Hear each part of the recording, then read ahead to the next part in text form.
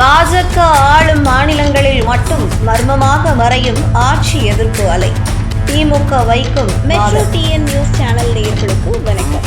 இந்திய அரசியலில் தற்போது ஒரு விசித்திரமான போக்கு நிலவுவதாக திமுக நம்புகிறது.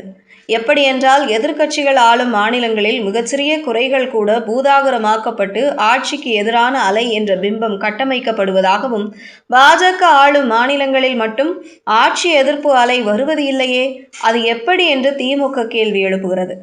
எனக்கு ஒரு உண்மை தெரிந்தாக வேண்டும் என்று முதல் மரியாதை படத்தில் வருவது போல கேள்வி எழுப்பியுள்ள திமுக புரியாத புதிர் என்று வலுவான விமர்சனத்தை முன்வைத்துள்ளது. இது பற்றி திமுக ஆதரவாளர்கள் கூறிய கருத்துகளின்படி, இந்தியாவின் தேர்தல் வரைபடத்தை உற்று நோக்கினால் பாஜக ஆளும் வடமாநிலங்களில் ஆட்சிக்கு எதிரான மனநிலை என்பது தேர்தல் முடிவுகளில் எதிரொலிப்பதே இல்லை என்ற தோற்றம் இருப்பதை நீங்கள் காண முடியும். கடந்த 1995ஆம் ஆண்டு முதல் சுமார் 30 ஆண்டுகளாக அங்கு பாஜகவின் ஆட்சி தொடர்கிறது. கால் நூற்றாண்டு கடந்தும் அங்கு ஆட்சி எதிர்ப்பு அலை என்பது எழவே இல்லை என்பது நம்பும்படியாக இல்லை. அதேபோல மத்திய பிரதேசத்தில் கடந்த 20 ஆண்டுகளில் ஒரு குறுகிய காலத்தை தவிர்த்து பாஜக தொடர்ந்து ஆட்சி கட்டிலில் அமர்ந்து வருகிறது.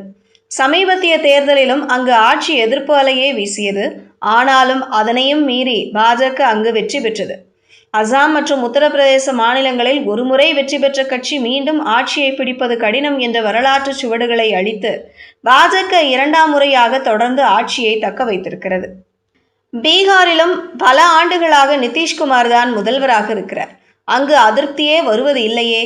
ஒரு மாநிலத்தில் ஒரு முறை பாஜக ஜெயித்த பின்னர் அங்கு எதிர்ப்பு அலையே இல்லையே என்பது போல் மாயை உருவாக்கப்படுகிறது. ஆனால் எதிர்க்கட்சிகள் ஆளும் மாநிலங்களில் மட்டும் ஆட்சி மாற்றம் அடுத்தடுத்து நிகழ்கிறது. உதாரணத்திற்கு, டெல்லியில் அரவிந்த் கெஜ்ரிவால் ஆட்சி எதிர்ப்பு அலையால் காலியானது. அதேபோல் பஞ்சாபில் எதிர்ப்பு அலையால் காங்கிரஸ் ஆட்சி காலியானது. அடுத்ததாக மேற்கு வங்கத்தில் மம்தா பானர்ஜியின் திரிணாமுல் காங்கிரஸ் கட்சியும் காலியாகியுள்ளது. கேரளாவில் இடதுசாரிகள் அரசும் வீழ்ந்துள்ளது. தமிழ்நாட்டில் ஸ்டாலின் தலைமையிலான திமுகவும் வீழ்ந்துள்ளது. ஆனால் பாஜக மாநிலங்களில், குறிப்பாக புதுச்சேரி, அசாமில் அந்த விதிவிலக்கு எப்படி சாத்தியமாகிறது என்பதற்கு திமுகவினர் வலுவான கேள்விகளை முன்வைக்கிறார்கள். சாமானிய மக்களின் அடிப்படை பிரச்சனைகளான விலைவாசி உயர்வு, வேலையில்லா திண்டாட்டம் மற்றும் உள்கட்டமைப்பு வசதிகள் போன்றவற்றை தாண்டி தேர்தல் சமயங்களில் மத உணர்வுகளும் தீவிர தேசியவாதமும் முன்னிறுத்தப்படுகின்றன. இது மக்களின் வாழ்வாதார கோபத்தை மழுங்கடிக்க செய்வதாக திமுகவினர் குற்றம் சாட்டுகின்றனர். தென்னிந்திய மாநிலங்களைப் போலன்றி வடமாநிலங்களில் வலுவான மற்றும் ஒன்றுபட்ட எதிர்க்கணினி இல்லாத சூழல் பாஜகவிற்கு சாதகமாக அமைகிறது. அங்கு எதிர்க்கட்சிகளின் வாக்குகள் பலவாறாக பிரிவதால் ஆட்சிக்கு எதிரான வாக்குகள் இருந்தும் அவை வெற்றியை தீர்மானிக்க முடியாமல் போகிறது.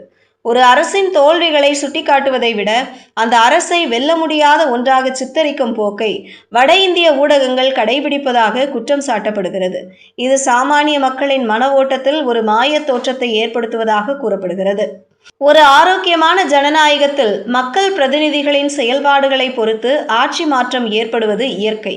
ஆனால் ஒரு குறிப்பிட்ட கட்சி ஆளும் மாநிலங்களில் மட்டும் அந்த இயற்கை விதி செயல்படாமல் இருப்பது ஏன் என்பதே திமுகவினரின் கேள்வியாக உள்ளது. எங்களுடைய திட்டங்களையும் உழைப்பையும் மக்கள் எடை போடும் அதே தராசில் பாஜக ஆளும் மாநிலங்களின் செயல்பாடுகளும் ஏன் நிறுக்கப்படுவதில்லை என்பதே திமுகவினரின் பிரதான குமுறலாக இருக்கிறது. இந்த உண்மை தெரிந்தாக வேண்டும் என்றும் இது புரியாத புதிர் என்றும் திமுகவினர் வாதத்தை வைக்கிறார்கள். செய்திகளை உடனுக்குடனும் துல்லியமாகவும் தெரிந்து கொள்ள மெட்ரோ டிஎன் நியூஸ் சேனலை ஃபாலோ பண்ணுங்க.